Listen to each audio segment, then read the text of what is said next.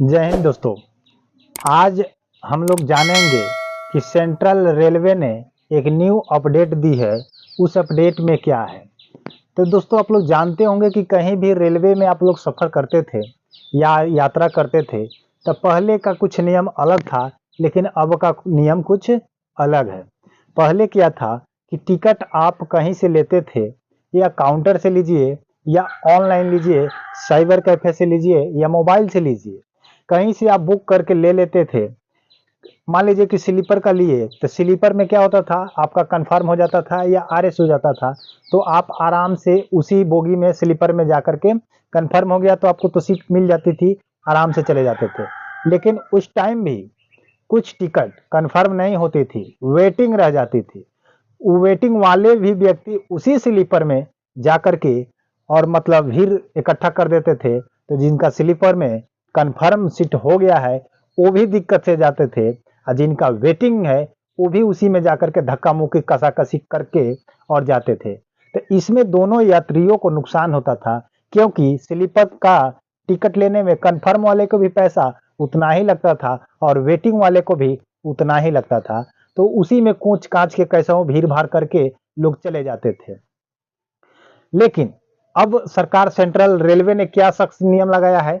नियम ये लगाया है कि अगर आप कहीं ऑनलाइन साइबर कैफे या किसी भी मोबाइल से आप ऑनलाइन बुकिंग टिकट किए स्लीपर का, अगर वो कंफर्म नहीं हुआ, अगर वेटिंग में रह जाएगा, तो वो तो ऑनलाइन लिए हैं तो आपका कैंसिल हो जाएगा, वेटिंग में आप नहीं जा सकते हैं। अगर वेटिंग अगर मिल गया तो आपको स्लीपर में ना जाकर के आपको जनरल बोगी में जाना होगा। अगर स्लीपर में जाते हैं तो आपको जुर्माना लगेगा, और जिस स्टेशन पर पकड़े जाएंगे या स्टेशन किसी दो स्टेशन के बीच में भी पकड़े गए, अगर गाड़ी वहां पर रुकती है, बाई चांस अगर रुकती है या नहीं रुकती है, तो अगले स्टेशन पर आपको वहां पर उतार दिया जाएगा और आपको जुर्माना लगेगा और आप जेल भी जा सकते हैं। ये आपका नियम लगा है कि वेटिंग में आप स्लीपर में नहीं जा सकते हैं। अगर वेटिंग तो अब होगा ही नहीं, क्योंकि वेटिंग करने से क्या है कि वेटिंग पर भी धक्का मुक्की फिर हो जाएगा।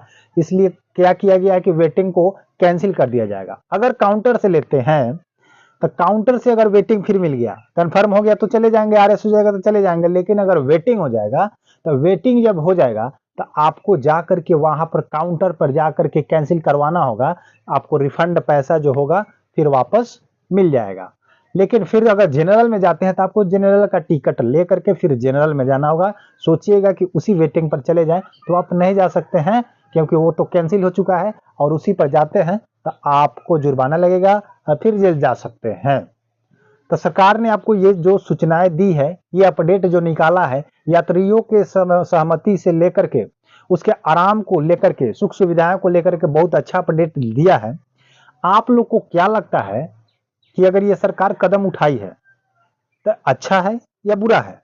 लेकिन अगर हम कहें तो अच्छा है, क्योंकि जो कंफर्म वाले पहले टिकट लेकर जाते थे और वेटिंग वाले, तो मान लीजिए कि एक पैसा देकर जाता है, एक फ्री से जाता है, तो दोनों उसी में एडजस्ट होते थे।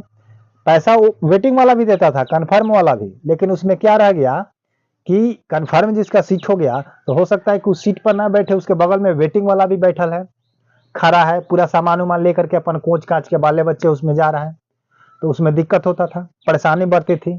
तो अब आप वेटिंग वाले कोई भी यात्री होंगे तो आप स्लीपर एसी में नहीं जा सकते हैं, इसलिए क्योंकि आपको बड़ा जुर्माना देना पड़ेगा। अगर पकड़े गए अगर तो जेल भी जाइएगा, इसका कोई लिमिट नहीं है कि सजा कितनी साल का होगा। इसलिए इस फ्रॉड को आप लोग ना कीजिए, और जो सरकार ने नियम लागू किया है, लगाया है, इस नियम को फॉलो कीजिए, जिससे हर पब्लिक को आराम होगा, आरामदेह होगा, सुविधाजनक होगा। आप भी शांतिपूर्वक कहीं भी यात्रा कर सकते हैं, और कोई व्यक्ति है चाहे जहां से भी आ रहा है जा रहा है, सबको आसान होगा। इसलिए यह अपडेट आपको अच्छा ही है, कोई गलत नहीं है। लेकिन आप भी अपना कमेंट बॉक्स में राय जरूर दीजिएगा। फिर मिलते हैं किसी नेक्स्ट वीडियो पर, तब तक के लिए जय हिंद, जय भारत।